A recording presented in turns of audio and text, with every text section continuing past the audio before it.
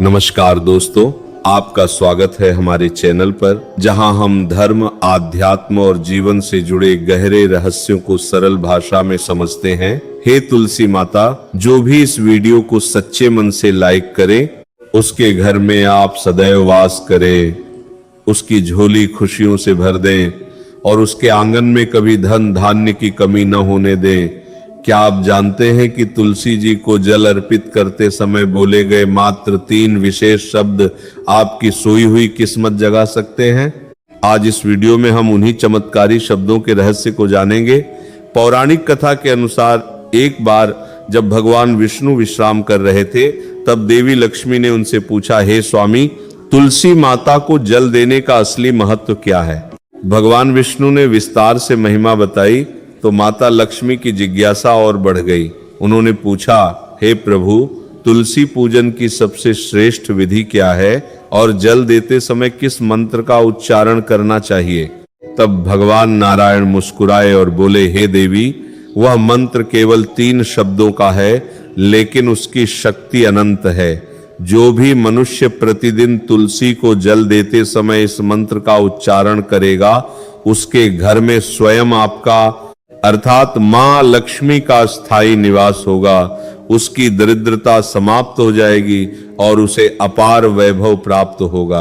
भगवान विष्णु ने आगे कहा, इस मंत्र की महिमा इतनी अद्भुत है कि इसे सुनने मात्र से मनुष्य के अनेक जन्मों के पाप नष्ट हो जाते ही हैं और उसे हजारों वर्षों की तपस्या के बराबर पुण्य प्राप्त होता है। माता लक्ष्मी ने कहा, हे प्रभु, कृपा करके उस मंत्र और उससे जुड़ी कथा का विस्तार से वर्णन करें। तब भगवान विष्णु ने कथा सुनाना प्रारंभ किया। दक्षिण दिशा में यम नगरी नाम का एक नगर था। वहां रमेश नाम का एक ब्राह्मण रहता था। वह जन्म से ब्राह्मण था, लेकिन उसके कर्म अत्यंत पापपूर्ण थे। वह न तो भगवान की पूजा करता था, न जप तप, न ही किसी का सम्मान करता था। वह मदिरा पान करता, मांसाहार करता और अनैतिक कार्यों में लिप्त रहता था। दिन में वह जंगल से पत्ते तोड़कर बेचता और किसी तरह अपनी जीविका चलाता था। रात होते ही वह बुरे संग में चला जाता और अपना जीवन व्यर्थ करता रहता। एक दिन वह पत्ते तोड़ने के लिए एक जिस्सी की वाटिका में गया। वहां वह पेड़ों से पत्ते तोड़ रहा था कि तभी एक काला सर्प, जो काल का रूप धारण किए हुए था, ने उसे डस लिया। सर्पदंश के कारण उसी क्षण उसकी मृत्यु हो गई। जैसे ही उसकी मृत्यु हुई, यमराज के दूत वहां प्रकट हुए और उसकी आत्मा को पकड़कर यमलोक ले जाने लगे। रास्ते में वो ब्राह्मण रोने लगा और बोला, हे दूतों, मुझे कहां ले जा रहे हो? मुझे छोड़ दो, मैं अब अच्छे कर्म करूंगा। यमदूत बोले, अब पछताने से कुछ नहीं होगा। तूने जीवन भर केवल पाप किए हैं, अब उसका फल भोगना ही पड़ेगा। यमलोक पहुंचने पर चित्रगुप्त ने उसका लेखा जोखा प्रस्तुत किया। उन्होंने कहा, हे धर्मराज, इस ब्राह्मण ने अपने जीवन में कोई भी पुण्य कार्य नहीं किया है। यह पूर्णतः पापी है। यह सुनकर यमराज ने आदेश दिया, इसे तुरंत नरक में डाल दिया जाए ताकि ये अपने पापों का दंड भोग सके। यमदूत उसे घोर नरक में ले गए और अग्नि में डाल दिया। वह वर्षों तक भयानक कष्ट सहता रहा। इसके बाद उसे अगले जन्म में एक बैल के रूप में जन्म मिला। बैल बनकर उसे भारी बोझ उठाना पड़ा। उसका मालिक उससे दिन रात काम करवाता था। जब वह कमजोर हो गया तो उसे एक लंगड़े व्यक्ति को बेच दिया गया। वह लंगड़ा व्यक्ति उस बैल से अत्यधिक काम करवाता था। 8 वर्षों तक वह बैल कष्ट सहता रहा। एक दिन वह अपने मालिक को लेकर एक ऊंचे पर्वत पर चढ़ रहा था। अधिक थका लोगों को उस पर दया आई। कुछ लोगों ने उसे पानी पिलाया और कुछ ने अपने पुण्य का अंश उसे अर्पित किया। उसी भीड़ में एक वेश्या भी खड़ी थी।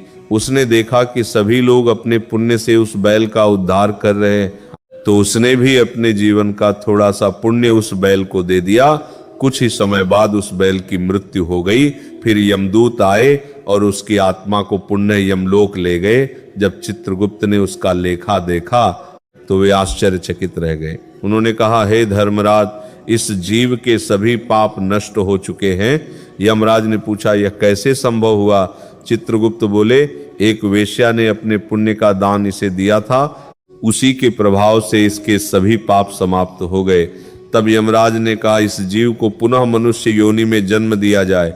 इस प्रकार वह ब्राह्मण पुनः मनुष्य रूप में जन्म लेता है और उसे अपने पिछले जन्म की बातें याद रहती हैं। बड़ा होने पर वह उस वेश्या को खोजने निकलता है। अंततः उसे वह मिल जाती है जो अब वृद्ध हो चुकी होती है। वह ब्राह्मण उसके चरणों में गिरकर धन्यवाद देता है।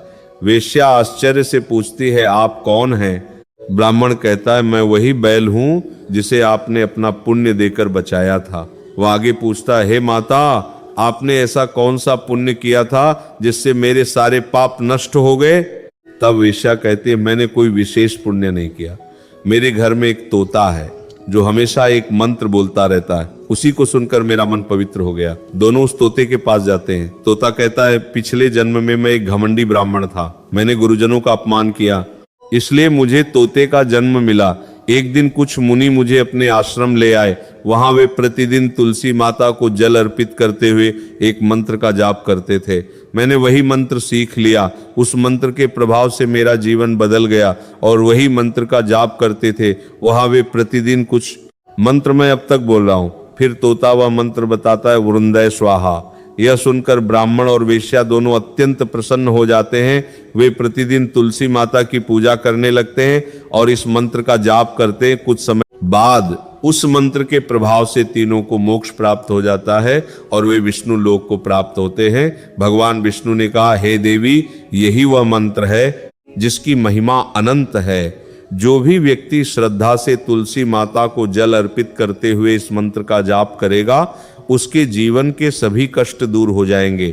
भक्तों, तुलसी माता की पूजा करने के कुछ विशेष नियम भी हैं। तुलसी के पत्ते कभी नाखून से नहीं तोड़ने चाहिए। रात्रि में तुलसी को नहीं छूना चाहिए। रविवार, एकादशी और संक्रांति के दिन तुलसी नहीं तोड़नी चाहिए। स्नान करके ही तुलसी को जल अर्पित करना चाहिए। शाम को तुलसी के पास दीपक जलाना अत्यंत शुभ होता है। जो व्यक्ति तुलसी माता का सम्मान करता है, उसके घर में सुख समृद्धि बनी रहती है।